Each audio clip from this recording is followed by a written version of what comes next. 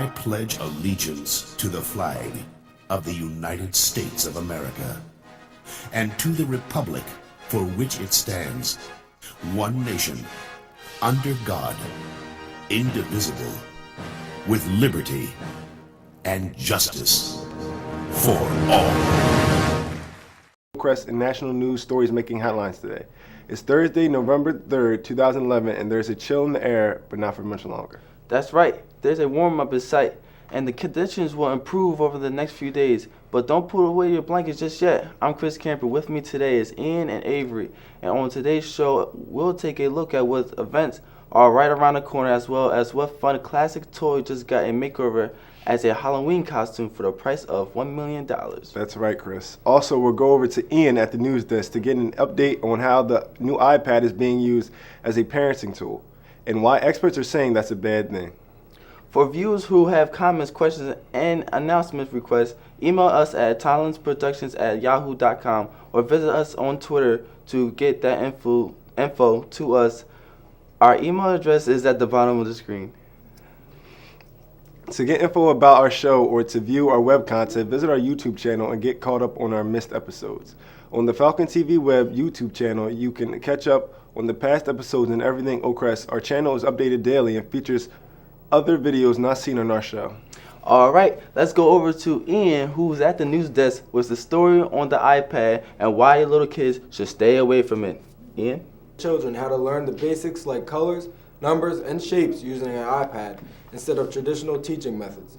The iPad has become popular with schools all across the country for their ability to reach people of all levels of educations and backgrounds. But the researchers are relating the iPad to TV, saying that parents are using it to calm down their kids instead of using it to teach. Here's a look at what you should know if you have children using this technology. The iPad is one of the many tools the Staten family uses to keep their busy 2-year-old William engaged. He's working with his colors and trying to differentiate between the different colors that we have. Thanks, Mom. A new survey from the nonprofit group Common Sense Media finds nearly half of 2 to 4-year-olds and 10% of children younger than that have used a smartphone, tablet, or video iPod. The American Academy of Pediatrics just released new guidelines that say children under 2 should have little to no screen time. That's after studies showed youngsters who watch too much TV may have developmental delays. But in a world where TV is just one of many digital distractions, how do interactive tablets fit into the screen time rule?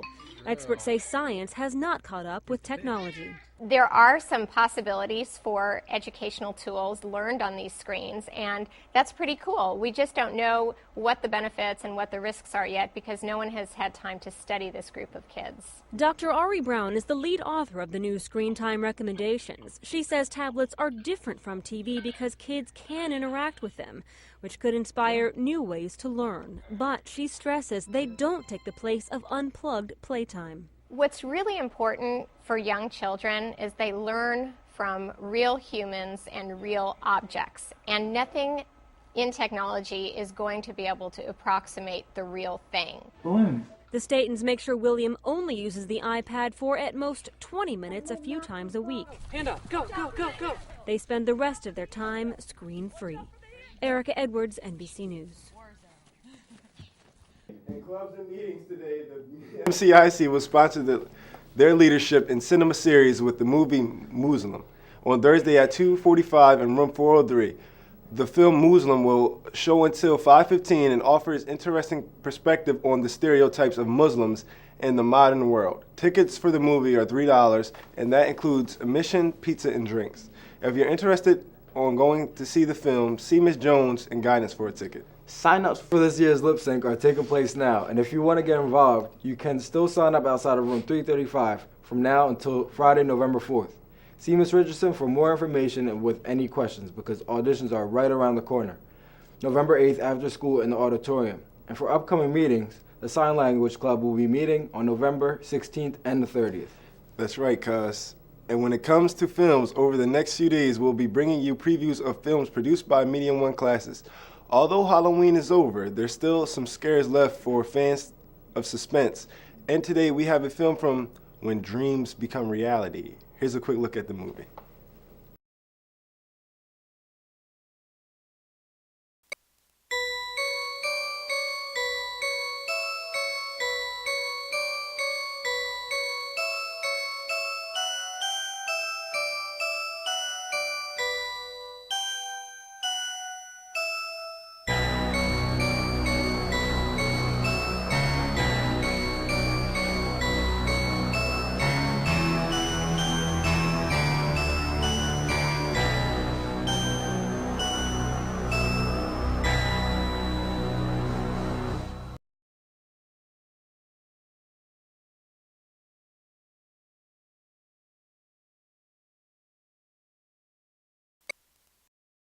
Right now, previews for that movie and others from the media classes are available to watch on our YouTube channel, but the full versions of those movies will be on our YouTube channel later this week, so make sure you check back to see them soon. The Oakcrest documentary, A History of Excellence, DVD copies are now available to purchase at the Media Studio. Stop by the front of the library or check out our YouTube channel for samples of the film. To place your order for your DVD copy, fill out an order sheet on our website or stop by the Falcon TV News-Studio. The price is only $10 and the portion of the proceeds will be donated to charity. All right, let's head over to Ian, who was at the news desk, to see what toy that was downstairs can now be worn for Halloween for a 7-figure price tag. Segment on the web. Today we take a look at America's to the right Wonderful and Toy. right. The costume may not be the scariest thing to wear on a Halloween party, but the price tag will certainly give you the fright, priced at $1 million. The human slinky seen here. This could be the most expensive fancy dress costume on Earth. The item, which was recently listed on eBay with a 7-figure buy it now price tag and 10% of it going to the American Cancer Society. The one-size-fits-most adults costume thankfully comes with free shipping. The buyer gets 5 years permission to perform on stages across the world in the costume, which has been seen on America's Got Talent and The Late Show with David Letterman. The costume, which is listed as being located in Florida, rainbow-colored in the same style as a classic 80s toy. If you don't know, here's a closer look at the American Spring Loaded Toy. In the world is made in Hollidaysburg, Pennsylvania.